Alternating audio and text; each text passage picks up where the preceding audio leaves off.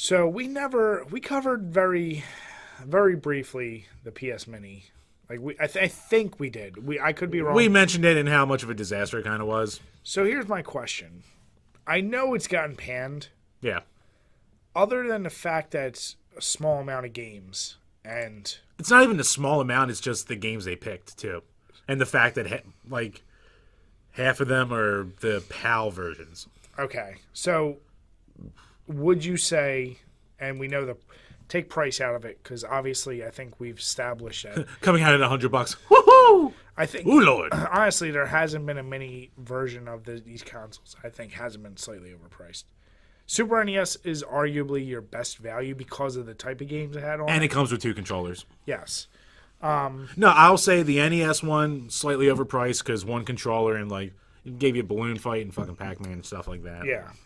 Like the Super NES, I think is your best bang for your buck for any of these. I'd be interested in getting the Commodore one, but you never see it around just because I've never touched a Commodore before. So for me, that would be a cool thing of like a starting off point for a system. Yeah, instead of, well, and I think we talked about that, like all these, even though I hear the controller's awful, but all these crowdfunded systems, like what were the most important ones that like the Ouya? Well, no, even the Coleco Chameleon. That just do a mini version. Stop trying to do this complete rehash. Sell it for cheap. Do the emulator. And that would bring people into, I think, a more retro. And I know, obviously, some of these systems me and you have talked about, like the Spectrum, all these are more UK based. Right. If you want the US to really get invested, like you got to give them something they can buy, and they'd be like, oh, they have some pretty good games. Yeah, and like especially say they release like an Amiga Mini. Yeah, exactly. Yeah. That's one I'm interested in because, as I told you, it's more the Amiga CD, but I looked at some of the games, and the Amiga was pretty goddamn impressive. Yeah, no, graphically it was impressive, and I mean, like you'd obviously, I don't know shit about the Amiga, but like you'd throw one of the Turricans on there, and like any of the other staples, whatever those are, kind of deal like that. So that would be cool, but for more niche systems like that, especially like that, you'd have to drop the price like $50 for people to take a flyer on it. Like nostalgia will go so far, but I think especially in the States, like the microcomputers will be a little bit more of a tough sell. Yeah. So let me ask you this. So do you think one of the symptoms of why the PS Mini failed? It was just a cash grab, that's why. Well, obviously. But even if it hit every gem, and it did have some solid games on there. It had some solid ones on there. Like, but then even the solid ones they had on there, you're playing it through the PAL settings, so it's... Which I still don't get, like, why they would do that. Laziness, cheapness, I don't know. But no, hear me out. So say they kept the price where it was. They added a few more gems, if you will. Because what was it, 20 games? I think. I forget. So assume... I think it's like 20. Assume non-PAL versions, regular versions. Right. Assume same price, a few more gems. What we talked about earlier, this generation just Analog aged, sticks on the controllers. Yeah, this particular gen aged very poorly. Right. Do you think no matter what, like we might realize, like when you get something like this, like, oh yeah, these games just didn't age. Like some of the games on there age fine, like Tekken 3. You never like. Right. To me, that's still one of the best fighting games ever. But you look at some of these other games, and you're like, we've blown Resident Evil enough. Right. But I recognize that a brand new kid who picks it up today is not going to appreciate it for shit. No. And same for Siphon Filter, same for Metal Gear Solid. Those are good games, but you compare them to newer ones, and you're like, Well, I mean, any of these mini consoles at the end of the day, they're all just nostalgia boxes. So it's playing off people our age who grew up with this shit. So it's not geared towards young kids to try to bring them in. Yeah, but you didn't think the NES and Super NES was also geared towards people who were nostalgic, but they were getting their kids into it via these systems? It's easier to get them into it. Like, there's PlayStation fanboys who are probably trying to get their kids to play the games on this thing with them. Yeah. Shit like that. Why it didn't have analog sticks for Ridge Racer Type 4 type games, I don't ever know. But, like, the biggest failure for this is all the famous things. The PAL games, the lack of analog sticks, the fact, like, it was such a cheap, lazy cash grab, like, they couldn't even give you a wall dongle for the USB charging cord. And even that, you couldn't even plug it into the USB port of your TV like you could, say, some of the other mini systems. Yeah. You had to plug it into, like, a random wall dongle. Like, just dumb shit like that. And then you throw on games in there like Mr. Driller and Tom Clancy's Rainbow Six, shit like that. Like games that people don't go, oh God, when I think PlayStation Classic, this is what I think of. Yeah, I mean, I'm looking at the list now. Like Final Fantasy VII, obviously. Battle Arena to Shinden, who cares? Cool Border 2, really, who cares? Destruction Derby, it has its fans, who cares? Grand Theft Auto, the original, I personally love it. I think that's one of the PAL games, but for a lot of people out there, there's a lot of people who don't like the original 2 games. So, Jumping Flash, cool that they put that on there. Metal Gear Solid, very good idea. Mr. Driller, again, who cares? Oddworld, a classic. Really, it has its fans. I think it should be on there. Rayman. They spelled it wrong. They spelled it wrong in the article. Resident Evil Director's Cut, obviously. Revelations Persona. What?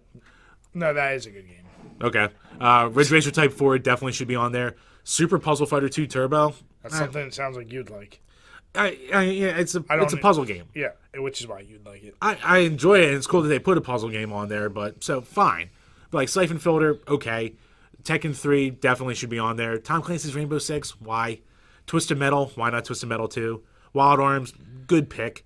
But, you're missing the Tomb Raiders, the Spyros, the Symphony of the Nights.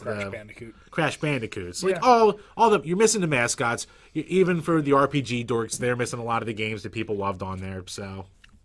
Yeah, so I'm like you. I don't think I'll ever... I finally broke down and got the Super NES Mini because, although we've talked many times, I'm fine playing games, emulate it, because I like to play games. But that was a system, the games on there were so undeniably my favorite ones from the system. Right. Except for, like, it was missing a small amount.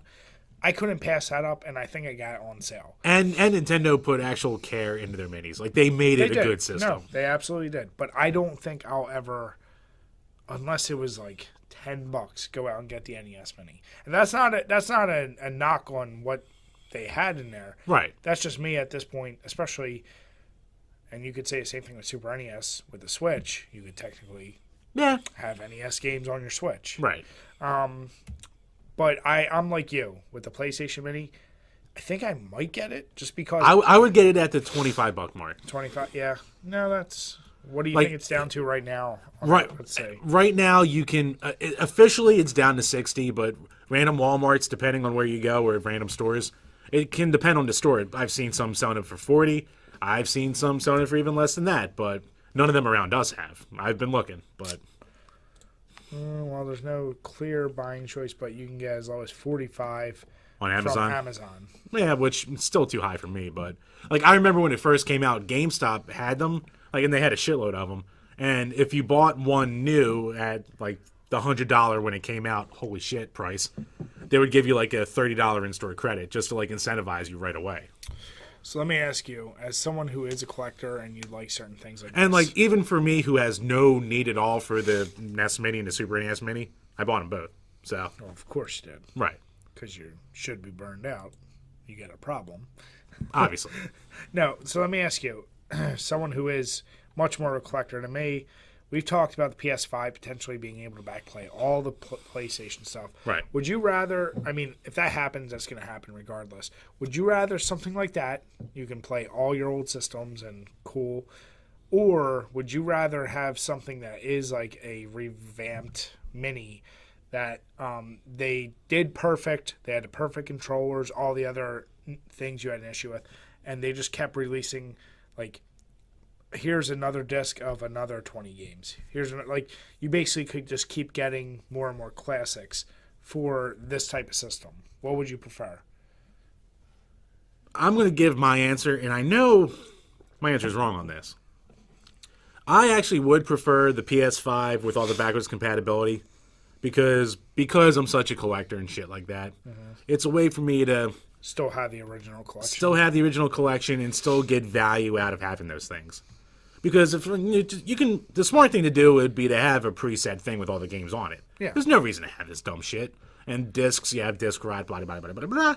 But it'd still be a thing where, like, I can pull it off there. And obviously I have ways to play all my shit still on newer TVs. That's not a problem for me. But just in general, to have the easiest way to have them through HDMI, upscaled to 4K. Like, it still gives you that. It would still give me the value of out of my own investment. So I think the only value I see in these mini consoles, if they get done right and they're the right price, Right. what we were talking about earlier, like It's for people, not me.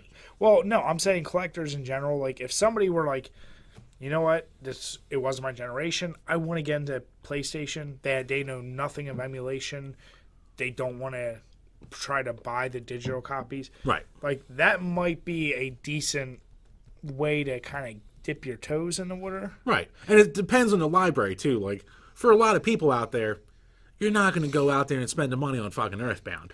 Obviously, you can emulate it, or you can buy the Super NES Mini for $80 and get 20 other games with that $200 game loose, and then there you go. You have your way to play it. So do you think there's any chance that all these companies doing this, other than the fact that they know they can make money from it, Right. is kind of response to recognizing the pies, the Retron 5s, the emulation? Like, they just recognize, like, people have a want to play these old games. Yeah. And as long as you make it convenient and especially upscalable to HDMI, because that is the other biggest problem with the old systems is more and more TVs as they come out, you're not even going to have the option to play them on there. No, at most systems at this point, most TVs, a lot of them at least, it's only going to come with, you're lucky if you're going to have one row of component input. Exactly. And then it's just going to be all HDMI. So unless you buy an upscaler, if you're that kind of guy, you're going to have just something that's ready to go. Yeah. And these are just, you plug it into any TV and it's going to work. So I don't see a chance that ever slows down. I think you keep seeing it expand it because there will come a time in theory that there won't be any more, no matter how well you mean, unless you have a super fanatical person who's willing to fix it, like the old TVs. You're not going to have them anymore. Right. Like at all. So, like you said, you buy upscalers or... Yeah, and like...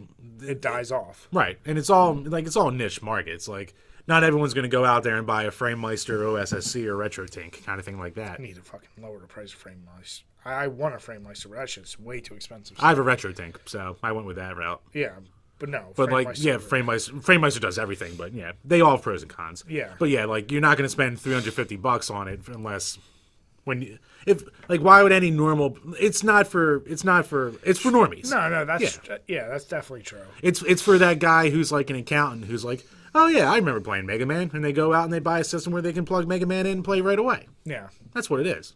Yeah. Yeah, I mean, I don't know. I think it's interesting. We do legit like hearing what you guys have to say about this.